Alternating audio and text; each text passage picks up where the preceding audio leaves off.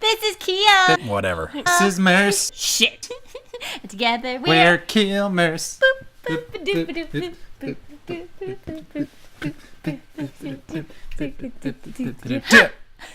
Nice.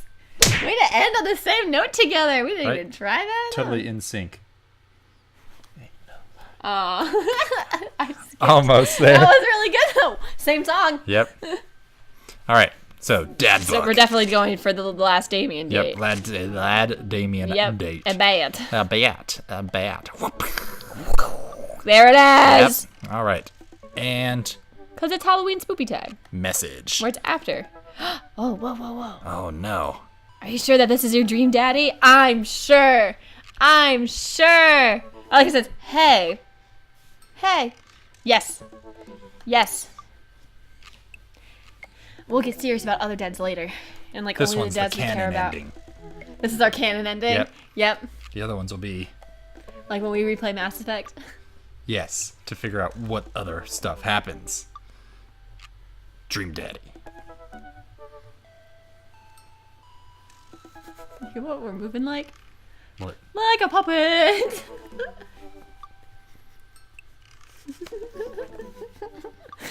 Hey, Mers. Hey, what? What is it, Mers? What? Hey, Keo! Yes. Please be my puppet! Hold on, ready? Now you're my puppet. This is a Nart reference. Nart. That's the wrong Nart. Still Nart. Oh my god, this is adorable! Right? Ever since we had that picnic in the graveyard, Damien and I have been spending a lot of time together. I just We go on noticed nighttime Amanda's strolls sweet, pretty sweet regularly. Pink kicks. I was gonna say, look at those kicks.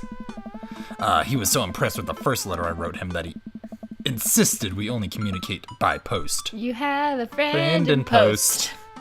Instead of through dad book, I initially protested, but then he came with me with one of the old signet rings I used to seal for my letters, and I just couldn't say no. Aww. Hanging out with that goth dad again? Please, Amanda, you know his name. Goth dad. And yes, Be honest with me here, Pops. Is he actually a vampire? I remember you invited him into our household at one time, and I've seen Lost Boys, and I honestly would have preferred trying to see if he could have walked through the threshold of our home under his own power. yes, Amanda, I have become Damien's familiar, and I am compelled under his curse. I'm so sorry, sweetie. Turn into a bat! I don't think. What's the point of being a vampire if you can't turn into a bat? I mean, you're not wrong. You're not wrong. Well, okay, I'm off. Are you taking the car, or are you flying off into the night on the leathery wings of a bat? One of those. While I'm out, can you throw away the garlic bread that's in the freezer so I don't die? That'd be great. I'm keeping it there as insurance. You understand, right? That's my girl. I love them. Oh, Damien and I this walked is where to the we went water's to get, edge. like, food with our Oh, child. that's right. Yeah, Chatting. Damien's cape, I mean cloak. He hates it when people call it a cape. of course. Damien's cloak flutters behind him in the breeze. Yes, excellent. This is gonna seem like a silly question, but why do goths wear black? Aww. Gothic subculture has always been associated with death, so it would make sense that the style surrounding it would be greatly influenced by mourning. Interestingly enough, though, was that in the Victorian era, Queen Victoria herself mourned the death of her late husband for 10 whole years, wearing black for the rest of her life. If that's not goth, I don't know what is. I have another question. Go ahead. How are you so comfortable with death? You mentioned in the graveyard that it helps you appreciate your life or something. I've experienced several losses over the course of my life, and I truly believe the only manageable way to cope with it is to accept that death is simply a part of living. It's the single universal truth for every human who has ever lived. I am going to die, you are going to die, and life carries on without us. Doesn't that make you feel scared? Not at all. Without the advances of modern science, death was everywhere in the Victorian era, and yet funerals were major social functions. Victorians were obsessed with the mementos of their loved ones, even going so far as to take elaborately staged photographs of their dead relatives. Truth. They're really cool looking. Mourning was so complex that there were set periods of grieving that were deemed acceptable based on who in your life had passed. Now, we don't have any of that. If you lose someone, you end up feeling lost yourself because we have no modern equivalent of those formalities. We need to allow ourselves time to grieve, to feel that loss fully, but not allow it to consume us. So no, I'm not afraid of death. I believe it is a waste to spend your life dreading the end of it. The time we have here is brief and fleeting and occasionally cruel, but it is at all times precious. To stare death in the face and live despite that, I think it is a noble existence. Let's save the morning for the dead. Wow, that's beautiful. Thank you. I can see the moonlight of the blade glint off Damien's eye. He smiles. We turn to the harbor and watch ships pass, breathing in the salty sea air. I look to Damien again. I can't help but be entranced by his charm, his mystery. I find everything about him so fascinating. I lean in closer to Damien, closing my eyes, Are we making out? as I do so. I'm so sorry, I have to take this. Damien steps away Oh, from me to answer his phone. no. Oh no, I hope it isn't Lucian again. Little shit. Yeah, right? After speaking in hushed tones for a few moments, Damien returns to me. Everything okay? There's an emergency. Lucian? No, thankfully. But I must take my leave. Oh, okay. Is there anything I can do to help? Dads do have to stick together, right? You know it. Then come, there isn't time to waste. Turns into a bat. After a short drive in silence, we arrive at a rundown building in the outskirts of town. Oh shit, what's happening? Where are we? It's better if I just show you. But I push the surprisingly heavy door open and find myself in a dimly lit waiting room. A few rickety chairs line the walls. There doesn't seem to be anyone behind the front desk. There are a few paintings and pictures on the wall, but they're There's a vet. so nondescript I'm still unsure what kind of place this even is. the vet. Wait here for a moment. I'll be right back. We're at a vet.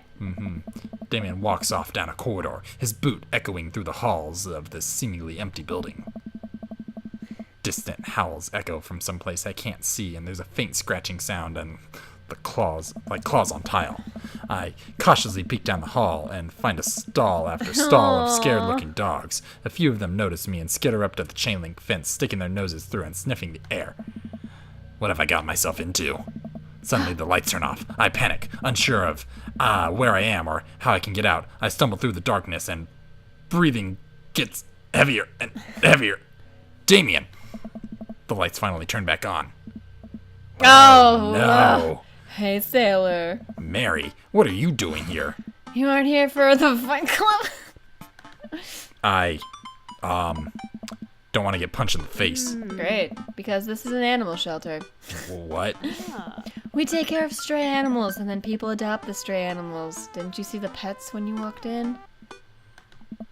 Oh, sorry. I didn't really expect to see you volunteering at an animal What's shelter. that mean?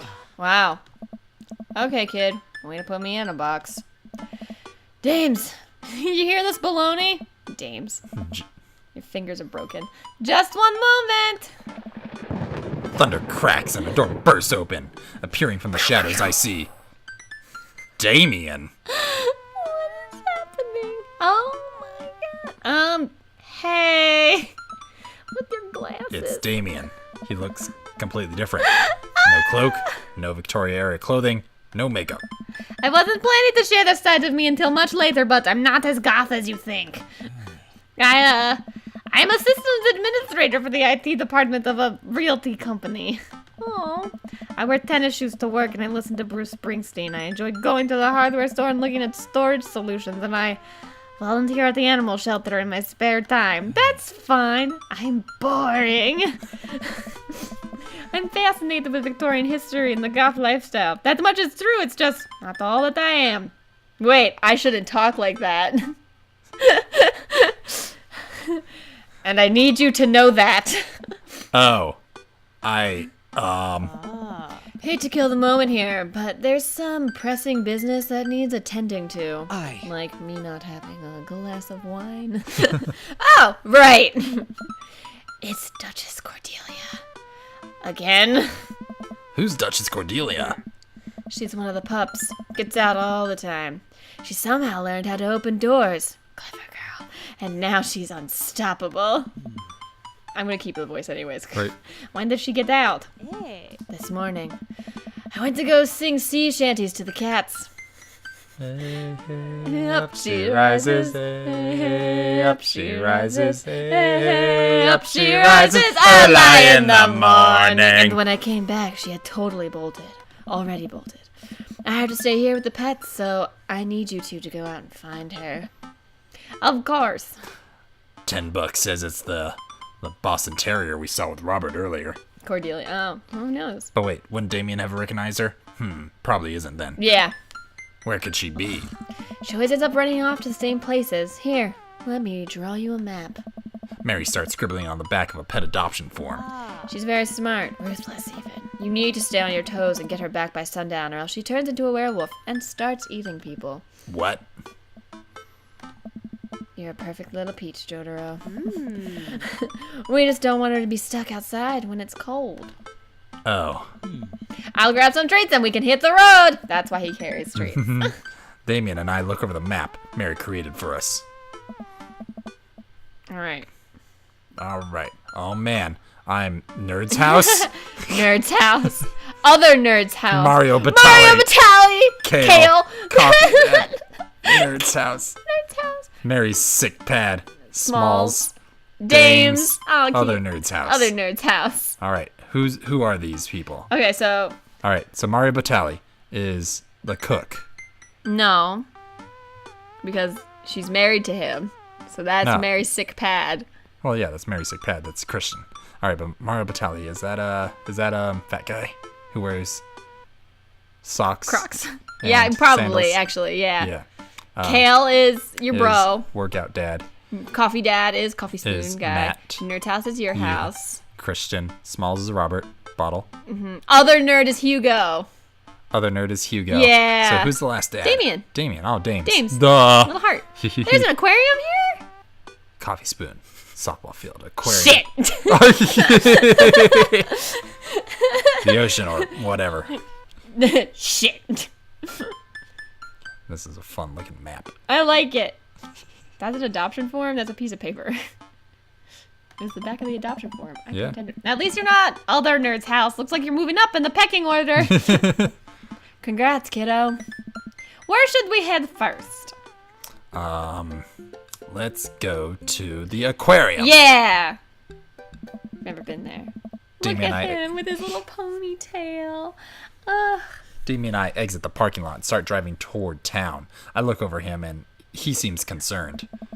Shouldn't be too hard to find Duchess, right? The Duchess. Yep, she's a pretty big pup. Mary wasn't kidding when she said the dog was smart. One time she correctly guessed the winner of the Kentucky Derby. It was really great year for Bark Bark Bark. I don't know. What do you think our odds are, Jotaro? Never tell me the odds. In fact, why don't I tell us the odds next Abandon time? all hope, ye who enter here! That sounds like a good choice, which we'll make next time on KeelMers. Bye! They should have had another choice. Should have said catchphrase. Damn it. Isn't that from the Haunted Mansion? Maybe. You can come back now. Okay.